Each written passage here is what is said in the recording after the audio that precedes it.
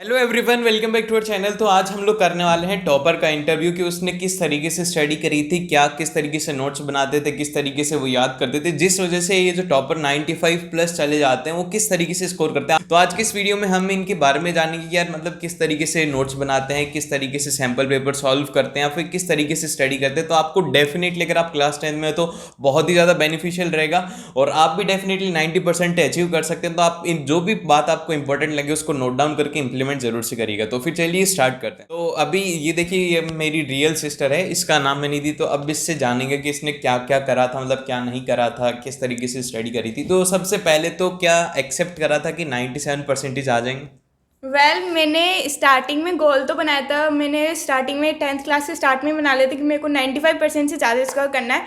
लेकिन फिर बीच में आते आते वो गोल थोड़ा सा चेंज हो गया क्योंकि NTSC वगैरह आ गए थे, तो फिर उससे के कारण एक्सपेक्ट थोड़ा सा कम करने लग गई थी मैं।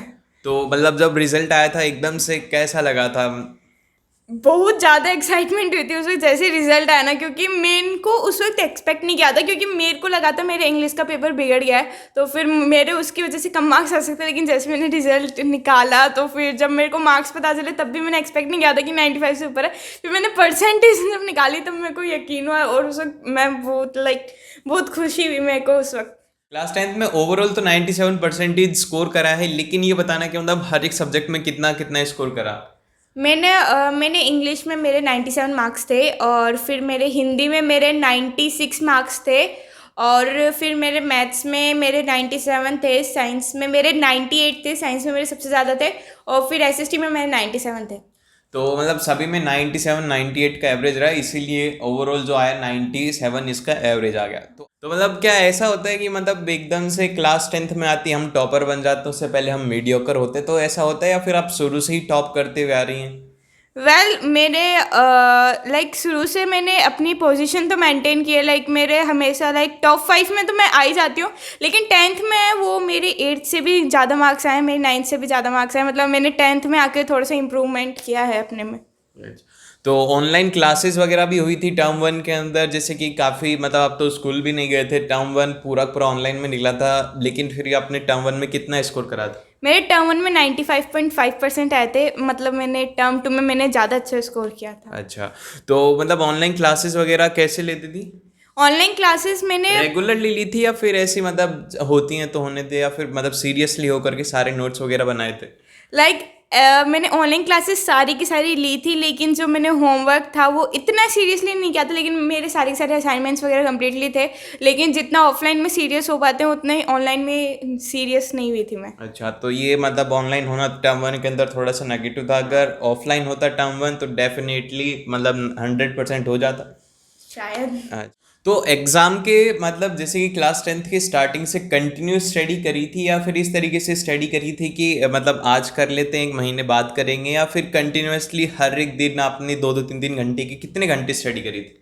मैंने स्टार्टिंग में मैं NTSC को प्रिपेयर करती थी। मैं बस NTSC के लिए प्रिपेयर करती थी। मेरा 10th पे इतना ज़्यादा फोकस नहीं रहा, इसलिए मैंने बस स्टार्टिंग से मैथ, साइंस और SST को मैंने प्रिपेयर किया था, और हिंदी और इंग्लिश को मैंने लास्ट में प्रिपेयर किया था।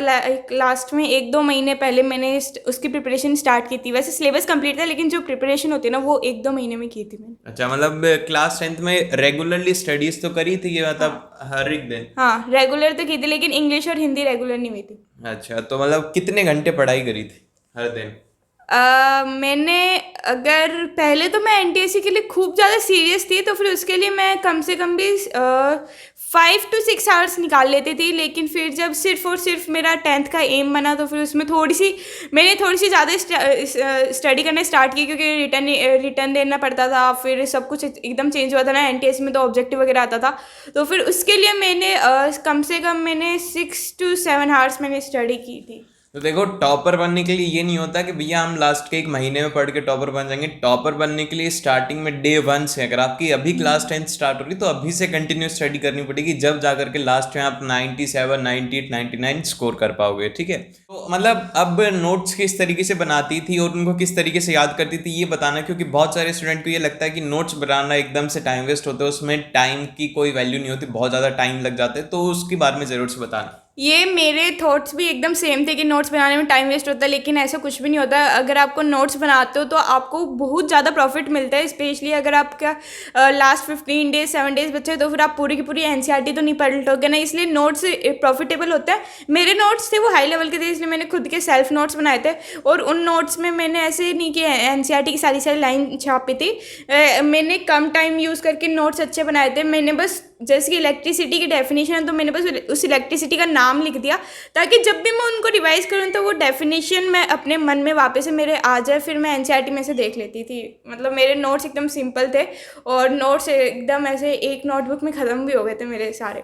अच्छा, तो और एक और बात नोट्स में इंक्लूड करना चाहूँगा कि जैसे कि अब आपका फाइनल एग्जाम जो होगा वो होगा सब्जेक्टिव। तो सब्जेक्टिव जब आप नोट्स बनाओगे तो आपकी लिखने की प्रैक्टिस होगी, तो लिखने की जितनी ज़्यादा प्रैक्टिस करोगे उतना ही ज़्यादा आपका एग्जाम में अच्छा होगा। जैसे कि अब इसने नोट्स अच्छे सही ढंग से बनाए थे, पहले नहीं बनाए थे लेकिन बाद में बनाए थे, तो उसमें इसको काफ़ी ज़्यादा हेल्प मिली थी। क्योंकि देखो बहुत बार ये होता है कि हमारी प्रैक्टिस नहीं होती तो एग्जाम छूट जाता है। तो क्या ऐसा हुआ था कि कोई एग्जाम छूटा हो या फिर कोई क्वेश्चन छूटे हो एग्जाम में?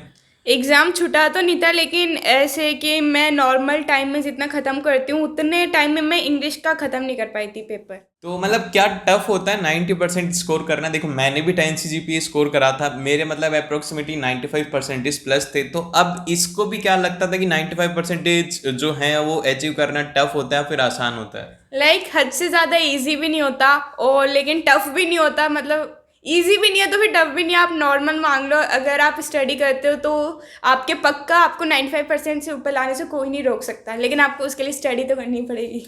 तो देखो मैंने भी मतलब क्लास 10th मैंने 5 साल पहले करी थी, इससे 5 साल पहले इसने अभी करी, मैंने 5 साल पहले करी थी। जब मैंने 10 CGPA स्कोर करा था तो देखो मैं मेरा पर्सनल पॉइंट ऑफ व्यू बताऊं तो मैंने क्लास 10th में एक तो सबसे प्रॉपरली फॉलो करे थे, मैंने नोट्स सारे प्रिपेयर करे थे, और होमवर्क जो था वो मैंने कंप्लीटली टाइम पर करा था। क्योंकि मेरे टाइम में ऑफलाइन होता था और कंप्लीटली जैसे कि आपके अभी सब्जेक्टिव एग्जाम होंगे लास्ट में वैसे मेरे हुए थे। तो देखो 95% स्कोर करने के लिए आपको स्टार्टिंग से डे 1 से ही आपको ये सोचना पड़ेगा कि यार मेरे को 95 स्कोर करना है। तो आपके चाहे से क्लास टेस्ट हो तो भी आपको उसमें 100% एफर्ट्स देना है, फिर चाहे से आपके यूनिट टेस्ट हो या फिर मतलब एक तरीके से आपके मिड टर्म हो, जो भी हो उनमें आपको अपना 100% देना होगा। जब भी जो फाइनल एग्जाम होगा वहां पर आप 100% दे पाओगे। तो डेफिनेटली आपको 95% स्कोर करना बहुत ही ज़्यादा ईजी होता है, 90% स्कोर करना बहुत ही ज़्यादा आसान है। क्योंकि मैंने 12th में भी फिर इतना ही स्कोर करा था, 91 स्कोर करा था PCM से, तो उसमें आपको काफ़ी ज़्यादा हेल्प मिलेगी। तो आपको स्कोर अपना यही रखना है कि यार 95-96% तो अचीव करना ही है। अब मतलब फेवरेट सब्जेक्ट कौन सा था? 10th में बात करें तो 10th में तो मेरी मैथ्स थी फेवरेट। 10th तक मेरी मैथ्स थी फेवरेट। और सबसे बेकार सब्जेक्ट जिसको कि पढ़ने का ही मन नहीं करता था? एसएसटी में भी ज्योग्राफी मेरे को बहुत बहुत गंदी लगती थी मेरे को, क्योंकि मेरे को ऐसे आसानी से याद नहीं होती थी, और उसमें खूब सारे नेम्स वगैरह थे, तो फिर मेरे को बिल्कुल भी अच्छी नहीं लगती थी वो। तो देखो मेरे को अगर मेरे पॉइंट ऑफ व्यू से बताऊं तो जो सबसे बोरिंग जो सब्जेक्ट है वो है एसएसटी में एक तो हिस्ट्री और एक सिविक्स। सिविक्स सबसे ज़्यादा बोरिंग है, उसमें मतलब मेरे को बिल्कुल भी इंटरेस्ट नहीं आता था, मैं तो साफ बताऊं तो रट के जाता था। हिस्ट्री अच्छी लगती थी, उसमें स्टोरीज होती थी, और सिविक्स में आप रिलेट कर सकते हो पॉलिटिकल पार्टीज वगैरह को, आपको देखते हो, आप मूवीज़ वगैरह में देखते हो तो फिर रिलेट कर सकते हो। लेकिन ज्योग्राफी बहुत बोरिंग होती थी मेरे लिए। मतलब एग्जाम से एक दिन पहले क्या स्टडी करी थी? ऐसे तो है नहीं कि पूरा पूरा सिलेबस रिवाइज करा था। किस तरीके से रिवाइज करा था? क्योंकि जो लास्ट डे की स्टडी होती है वो काफ़ी ज़्यादा इंपॉर्टेंट होती है, वो ज़रूर से बताना। मैं स्टार्टिंग से प्रिपेयर करी थी, इसलिए मेरे को लास्ट डे इतना ज़्यादा स्ट्रेस नहीं हुआ। मैंने ये किया, जो टॉपिक मेरे को हार्ड लगता था उसका छोटा सा डिवीज़न मान लिया, और मैंने एक सैम्पल पेपर सॉल्व किया था। वो मैं उठते मॉर्निंग में मैंने एक सैम्पल पेपर सॉल्व कर लिया, ताकि मैं उसका बाद में अच्छे से इम्प्रूव कर सकूँ जो भी मिस्टेक हुई। और फिर उसके साथ में मैं भैया की लास्ट मिनट रिवीजन टिप्स देख के जाती थी। जब भी मेरा पेपर होता था मैं सुबह देख के जाती थी। और मेरे लिए सबसे बड़ी फिजिबल बात तो ये है कि मेरे को भैया के जो नोट्स थे वो मेरे को हार्ड कॉपी में अवेलेबल थे, तो फिर मैं बस उनको रीड आउट मार के मैं जाती थी। और लास्ट डे मैं बस इतना ही करती थी, ज़्यादा ऐसे स्ट्रेस वगैरह नहीं लेती थी। तो सैम्पल पेपर सॉल्व करे थे क्या लास्ट के एक महीने में? और कितने सैम्पल पेपर सॉल्व करे थे? सैम्पल पेपर सॉल्व करना ज़रूरी है या फिर नहीं है? सैम्पल पेपर सॉल्व करना बहुत ही ज़्यादा कंपलसरी है। ये आपको अगर आपने सैम्पल पेपर सॉल्व नहीं किया ना तो फिर आपको टाइम लिमिट का बहुत गंदा आपको बैड इम्पैक्ट पड़ेगा। क्योंकि अगर आपने सैम्पल पेपर सॉल्व नहीं किए तो फिर आप उस 2 घंटे में अपना टाइम मैनेज नहीं कर सकते। इसलिए सैम्पल पेपर्स करने चाहिए। और मेरे को 2 मॉक टेस्ट तो मेरी स्कूल ने ही कंडक्ट करा दिए थे। बाकी मैंने खुद ने भी 3-4 सैम्पल पेपर मैंने सॉल्व किए थे। हाँ, तो देखो सैम्पल पेपर जो है वो सॉल्व करना बहुत ही ज़्यादा इंपॉर्टेंट है, क्योंकि देखो जब सैम्पल पेपर सॉल्व करते हो तो आपको पहले ही पता लग जाता है कि यार आप 3 घंटे बैठे हो तो 3 घंटे का ही आपका एग्जाम होगा, लेकिन 3 घंटे पहले आपने खुद ने घर पे ही एग्जाम दे लिया तो एक तो सबसे पहले स्ट्रेस कम होता है, ये लगता है कि यार पेपर ही देना है। फिर सेकंड ये होती है हमारी लिखने की प्रैक्टिस हो जाती है। देखो लिखने की प्रैक्टिस की वजह से बहुत सारे ऐसे स्टूडेंट थे जो डिजर्व करते थे 98% तक, लेकिन उनकी लिखने की प्रैक्टिस नहीं थी और 90 तक ही अटक गए। तो ऐसी गलती ना हो इसलिए अभी से लिखने की प्रैक्टिस करो, और एग्जाम में मतलब लास्ट के महीने में आपको सैम्पल पेपर सॉल्व करने चाहिए। तो अब आईआईटी में इसने मतलब एक तरीके से आईआईटी इसने अपना एम कर लिया और जेई के लिए इसने प्रिपरेशन स्टार्ट कर दी क्लास 11th में। तो अब देखना ये 11th के अंदर कौन से सब्जेक्ट फेवरेट है, और मतलब क्लास 10th के जैसे ही लग रहा है फिर पूरा पूरा ही चेंज हो गया। 11th में मेरा अभी तक सबसे फेवरेट सब्जेक्ट है वो है फिजिक्स, मेरे को अच्छा लगता है। और पूरा का पूरा पलट चुका है, 10th से एकदम डिफरेंट हो चुके हैं, 11th स्पेशली मैथ्स तो एकदम डिफरेंट हो चुके हैं।